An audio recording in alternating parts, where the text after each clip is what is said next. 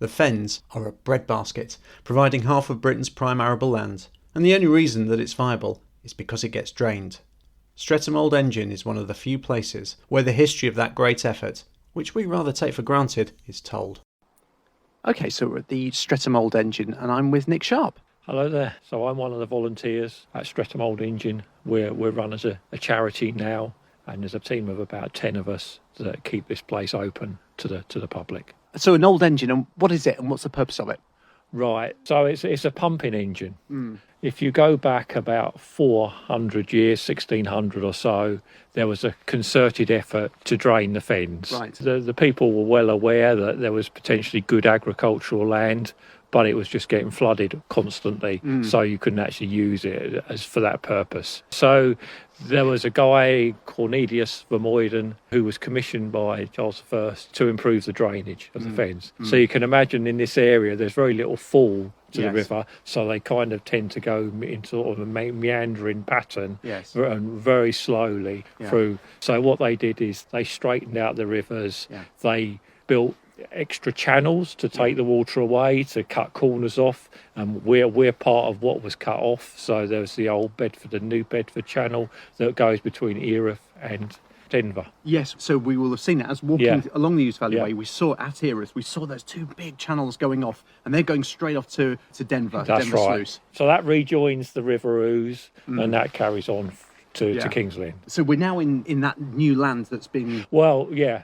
It was new land for a bit. What they didn't anticipate was that when you start draining the Fens, it shrinks, so the land drops. Yeah. The rivers basically stay the same, but the farmland, which was peat, it dries out, and also because it's peat, it's an organic material, so it reacts with the oxygen and further reduces down. So you end up with a situation where rivers stay where they are, the farmland is below the level of the river. Yes. So as soon as you get any rain, it just fills up and there's nowhere for it to go. So before they built this, did they use windmills? Yeah, so I don't know, 1650s, 1700s, that kind of time, there would have been wind pumps. Yeah. So it would have driven a scoop wheel just as there is here to do the pumping, but that scoop wheel would have been driven by the wind. So now, come the steam age, new technology, new opportunity to pump land, to get water off the land in a more regular, reliable way. Exactly. Yeah, because you can imagine the wind pumps aren't so powerful, and also they only work when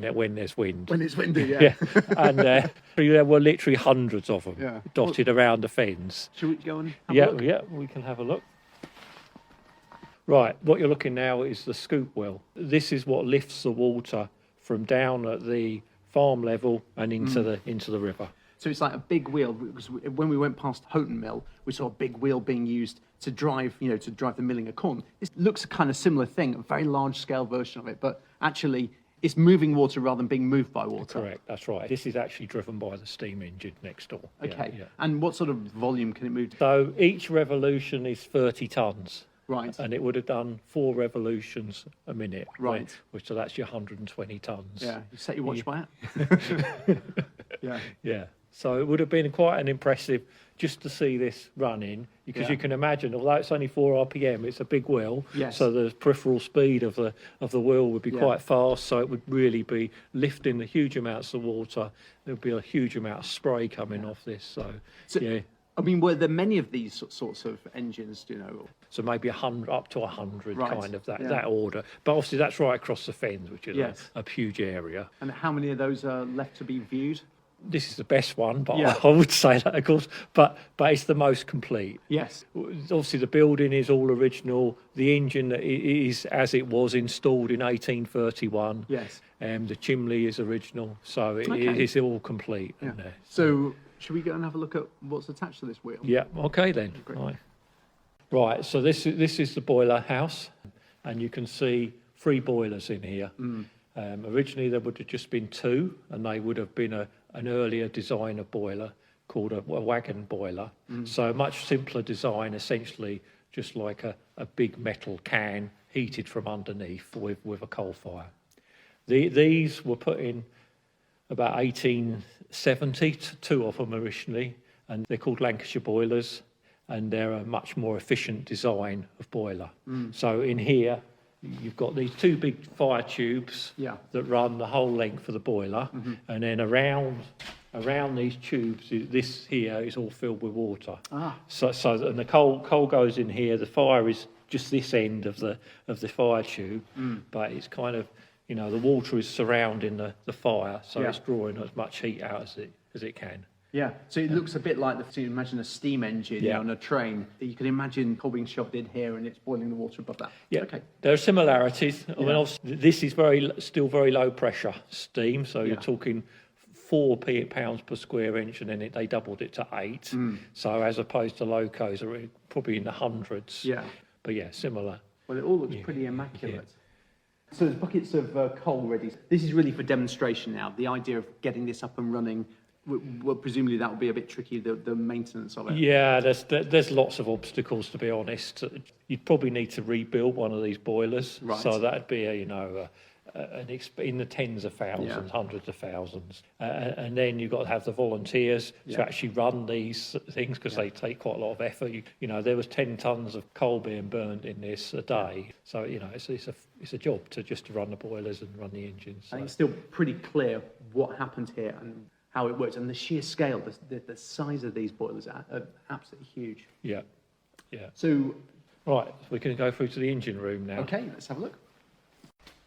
So this is an enormous wheel. Yeah, that's right. So this is the flywheel of the engine. So this particular engine, it's called a rotative beam engine. Right. The rotative bit is the crankshaft that's turning, and then we've got the beam above us, which is the bit that rocks up and down. Yes. And the cylinder and the piston rod over there, which push and pull the beam up and down, and then turn the crankshaft. So what we saw in the other room, the boilers creating steam, steam would pass through pipes to here. Yeah, you can see the grey pipe up there going in, so that's the steam from the boilers into the... And then turn this huge beam. You mentioned this flywheel, is that to keep the consistency? That's right. So this is obviously would only be running relatively slowly, 16 revs per minute when it was, and also it's only a single cylinder engine, so you need something to smooth out all the power. So this is slow and steady and reliable. Yeah. Was it reliable? You know? Oh, it was reliable. Yes, and it's still here, and it would still potentially run. And it was put here in 1831. And apart from a couple of upgrades, you know, it's basically, that's how it run for best part of 100 years. And so as a visitor, you can come in, you can see all of this, and can you go? Yeah, you can go right up to the top of the building. Yeah, if you don't have issues with vertigo, that would be good. Yeah. So we can't run under steam anymore, but we've got an electric motor that drives the flywheel and just gives you a sense of what it would have been like when it was driven under steam. Yeah. So I can start it now, and then... So the thing to bear in mind, this is running at 1 rev per minute. Right. And it would have been running at 16 revs per minute when it was under steam. Oh boy, you really get a sense of the size of this thing. Absolutely massive. It's funny, even in slow-mo, it's kind of addictive to just watch the thing just... I actually had someone from another museum visit to see our electric drive. Yeah. And they were saying, maybe we should run it at full speed. And then he saw it running like this and thought, this is much, much better. Yeah. It's also a lot safer, you're less stress on the engine, so it's definitely preferable to having... fully get to see how it works. Yeah. Although it's electric motor, it's still driving the piston up and down in the cylinder. Yeah. And so it's moving air around, and that's what that gushing sound is when it's going up and down. Whoosh.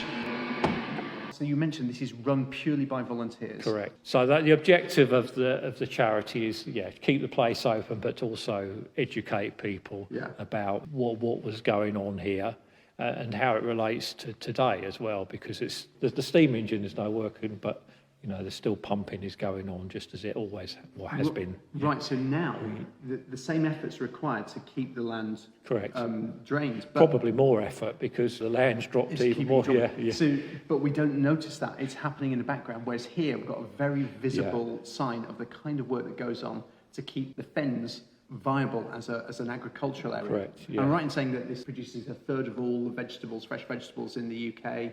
It's a huge... I understand it counts for half the grade A agricultural land in the UK. Yeah. So we've come outside now Yeah. to see something rather special. So what you're looking at here is our chimney. So this would have created the draft in the boilers to create the steam. Yeah, it's pretty high. I mean, Yeah. particularly for the Fens. Yeah, it's a good landmark for us. Yeah. We don't need any extra advertising, I don't think, when we got this. But you mentioned that actually many of these chimneys have been knocked down or removed elsewhere. Yeah, so I think we are the last chimney for a pumping station in the Fens. Yeah. Yeah, so a lot would have got taken down when the steam engine was removed and replaced with the diesel. Yeah. There was also some taken down during the Second World War. Yes. Because it was thought that they might be used for navigation. Yes. We also were very lucky. We had, I think one of our superintendents was someone very early to appreciate the value of our industrial heritage. Yes. So he kind of maybe made a very strong case to keep this place intact. Yeah. Okay, so where are we now? Right, so we're next door to the steam engine, and this is the house that houses the diesel engine. And there's a really strong smell of oil in here. Yeah, so obviously diesel and oil, and although this hasn't run for probably 50 years, you can still smell. But this replaced the steam engine in 1925, and it was capable of doing about twice the work of the steam engine. Yeah. 4 big meaty. Is it 4 meaty Yeah, cylinders? the big 4-cylinder Yeah. Merley's engine. Yeah. And this is the centrifugal pump. Oh. So this is the technology that replaced the scoop wheel of the steam engine. Oh. And these are now ubiquitous, these things. How does that work? Right, so you've basically got an impeller on the inside, running on the inside, that's driven by the engine. Uh-huh. And it creates a vacuum that draws the water Right. up. They're ubiquitous. I mean, you'll have one in your car, everywhere in the washing machine. Yes. So it's the same, all working on the same principle as Yeah. this.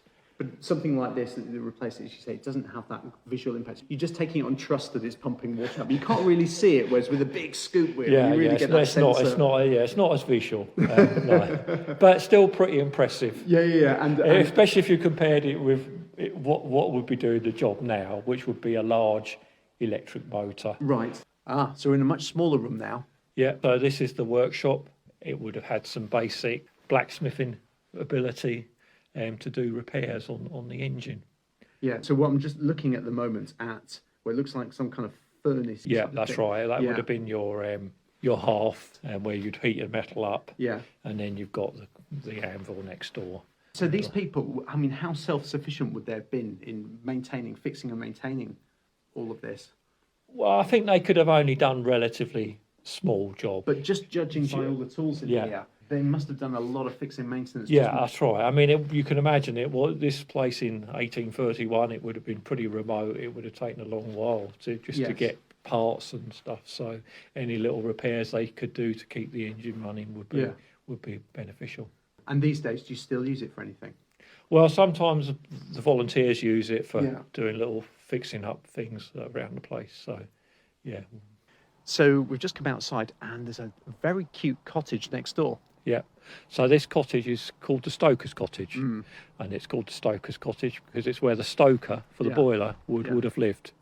So originally this little cottage was a toll cottage. So this is before the railways. They used to collect tolls from people using the river or even just moving their animals along the banks. Right. But once the railways came in, that was no longer economic to collect the tolls, but it kind of got repurposed a bit later on as a home for the stoker. So again, you can just imagine that life here, this would have been quite a remote place. It's a bit of a walk to Stretham, isn't it? Yeah. So you can imagine when you get the boilers running, it takes a day to get the boilers up to temperature. And that's constant supervision, constantly feeding it with coal. You get it up to temperature after a day and then you'd run it for a few days, get your pumping done, and then it's shut down again. Yeah. So whilst it was running, it would kind of almost be a 24-hour job. Yeah. Well, it looks a very cute place. So how's that used now? Right, so this is run by the Landmark Trust. Yeah. So they're a charity that looks after buildings like this and makes them available as holiday So lets. this is possibly a place to stay Yeah, en route. So if you wanted to, That's a pretty good option. Yeah, so just type, I think, Stoker's Cottage and Yeah. Landmark Trust, and you'll find it. So on the other side of the mill, there's a considerably grander looking house. Yeah, so that was where the superintendent lived. So they would have been responsible for actually driving the engine and deciding when the pumping was required, when it could be shut down. And so you can see the relative size of the buildings. So the Stoker didn't just have the place to himself. Yeah. It looked quite idyllic until you pointed out the bosses living next door. Yeah. So we understand that he had a kind of a telescope, so he could that he could look out of his window from and keep an eye on what was going on. So that's the story that's been passed down. Yeah, well, that job doesn't look so good anymore. Yeah, I think I'll have to be the manager instead. Yeah. Well, that's great. Thank you very much for showing us around. No problem. Thank you. Bye bye.